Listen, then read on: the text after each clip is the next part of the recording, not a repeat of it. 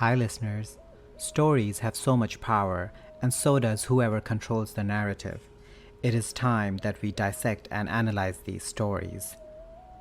I am Vipul, and this is Folk Tales.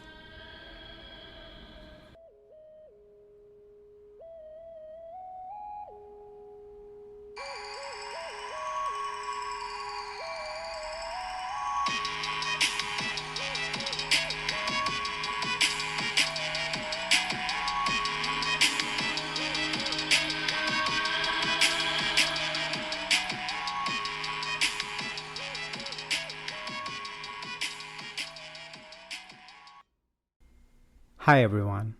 I'm a feminist who loves fairy tales. This is not a contradiction in terms. I can defend the strength of women with a passion and many examples in the world of folklore and in real life. But sometimes my tolerance reaches breaking point. And one example is today's story, My Lady C, which, just like the real world, is about controlling women. So on that note, it's story time. A lonely shoemaker, depressed by the silence of his empty home, molds 3 beautiful dolls from dough and pretends they are his daughters. Proud of his work, he dresses each quote-unquote girl up with different colors and the next day sets the doll in white by his open window to overlook the street. Before he leaves, he plays at being the strict father, sternly instructing his blank-faced creature not to do anything more than look. Do not speak to anyone, he orders. Do not smile or beckon or make eye contact at any handsome young man. Remember, you have been well brought up, and modest maidens make no acquaintances without their father's permission. He departs, leaving the doll in the window all day. People passing by see and admire her, mistaking her for a living girl. Among them is the king's son. He stops underneath the window, sweeping off his hat for a deep and princely bow. He tries to charm a reaction from the doll, an effort that is of course doomed to failure, despite his suspiciously rapid declarations of affection and extravagant proposals of marriage. He even bursts into tears, but the doll manages to stare serenely over his head regardless. Eventually, he tosses a gold ring through the window into her lap and steals a sprig from the potted rosemary on the sill, warning her that he will be returning the next day in the hope she'll have changed her mind. He returns to the palace and the shoemaker returns home. He is happy at first, still playing the game of paternal pride, but then he goes to lift the doll from her chair and discovers the ring in her lap. It seems somehow that his inanimate daughter has been flirting with strange boys after all. Furious, he dashes her from the chair and hurls every sort of abuse at her, before snatching up his shoemaker's knife and cutting her into pieces. Yes, the doll can't feel it. She can't take rings from passerbys either. The next day, he chooses from the 2 remaining dolls, placing the one in the blue dress at the same window. You're not like your shameless sister, he tells her. When I come home, I shall not find you've been flirting and taking presents from strange men. Little does he know that the king's very persistent son is coming back for a second visit, this time armed with a ruby ring. When groveling in the street and telling her that she is driving him to public ridicule fails to touch the doll's heart, he throws the jewel into her lap and goes weeping on his way. And of course, when the shoemaker gets home that night, who is blamed for the unexplained arrival of the new ring? Mad with rage, he seizes her by the neck and shakes her until her head falls off. Then he cuts her up, throws in the cupboard with the remains of her sister, and places the last doll at the table with him so he can bemoan his ill fortune as a father to her blankly patient ear. Are you freaked out yet? Oh, but it gets worse. In the morning, the shoemaker places his last doll at the window. You might think he'd have learned by now that this is not a good idea, but instead he delivers his third ineffectual lecture and leaves the house shortly before the instigator of the whole tragedy arrives for another day's pleading. The prince makes every promise under the sun in an attempt to change his true love's mind, somehow falling in all his agonies to notice that she is not actually alive.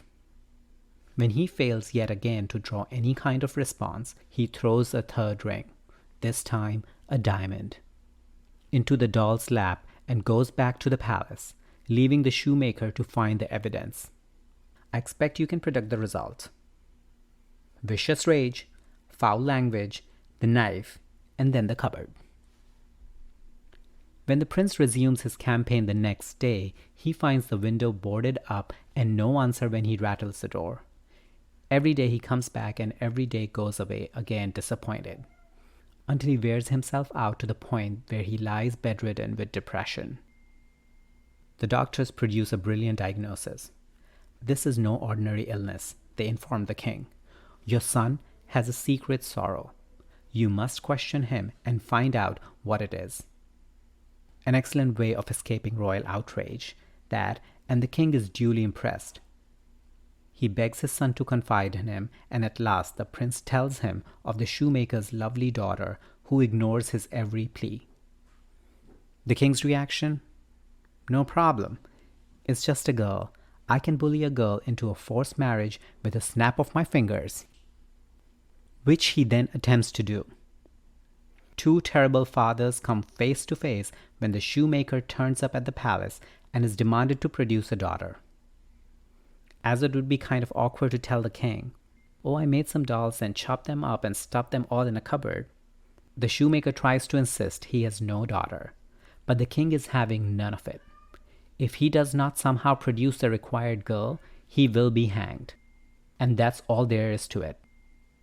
Don't you just love a nice old-fashioned tyranny?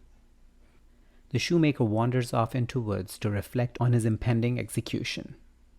As he literally beats his chest in dread, and not remorse, he encounters an old woman gathering firewood who inquires with some curiosity as to what is wrong.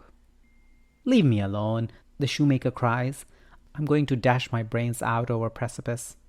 Taken aback, the old woman manages to talk him out of it and obtain his version of events. She has a solution. Of course she does. She's a little old lady gathering firewood. Obviously, she will be the repository of all secret and arcane wisdom. Offering the shoemaker a stick from her basket, she instructs him to go down to the sea and strike the water, repeating as he does so the same rhyme 3 times, calling for the lady sea. The shoemaker, having little faith but no better option, follows her instructions. After he has called out the rhyme for the 3rd time, a wave washes over his feet and he hears a voice telling him that the girl the king wishes for will arrive in 3 days' time. Well, the king grudgingly permits the delay. Hearing the news, the prince bounces straight out of bed. Yay! Daddy has managed to bully my dream girl into matrimony. The shoemaker returns home with suicide still in reserve, but when the 3rd day comes, he goes down to the beach just in case something should happen. And happen it does. The waves draw back, and standing on the wet sand is a girl, the most beautiful he has ever seen, resembling the unfortunate dolls, but so much lovelier and dressed like something from a dream in a robe that shimmers with moving pictures. The shoemaker just stares. The girl stares back. Then she holds out her hand, and the shoemaker, awakened from his daze, leads her to the palace. The prince is delighted. Same girl, different girl, who cares? She's prettier than ever. But then he tries to make her speak, and she will not. So there is a quandary. The prince cannot marry a girl who will neither speak nor nod her head during the ceremony. There's nothing for the king to do but set her up in a pretty apartment at the palace where the prince can pester her night and day to change her mind. Which she does not. Exhausting himself with pleading, he falls asleep on her sofa. While he sleeps, the girl makes two small dolls and places them on the windowsill near where he lies, and they promptly break into a violent argument, shrilling at each other so loudly that the prince wakes. The quarrel turns to the subject of his pathetic love life. One doll decides he's an idiot. The other is more sympathetic. As they fight it out, they reveal that the silent girl is merely waiting for him to say the right words. To say specifically, "I wish you joy for your sire, the sun, and of your mother, my lady sea." The dolls at last agree on the prince being a fool and spring out the window into the sea, changing as they do so into two small fishes. The prince immediately turns to the girl and says the magic words. She leaps up, hugs him, and agrees to get married right away. That's depressing enough, but the worst part comes right at the end, when the tale returns to the shoemaker. The prince, perhaps still under the mistaken belief that this man is his father-in-law, installs the shoemaker in the royal household. Here, he meets and marries a dairymaid, who soon gives birth to a daughter. And if that doesn't freak you out, I don't know what will. The end. My Lady C is an ugly piece of folklore that pushes its female characters into an impossible position between a raging psychotic for a father and a bridegroom who uses tantrums to get whatever he wants. Both men are rewarded for their abysmal behavior. But let alone current real life, not even a character from the ancient folklore should get away with something like that. On that disappointing note, bye for now. Let me know your thoughts on the story and our discussion by emailing me on woketalespodcast@gmail.com or through social media at woketalespodcast on Instagram and woketalespod on Twitter. And please rate, review, and like Woke Tales Podcast, and don't forget to subscribe so you can easily access our weekly stories. If you have any story recommendations, or if you want to come dissect and analyze a story with me, give me a shout out on email or social media, because whatever you do, keep dissecting and keep analyzing.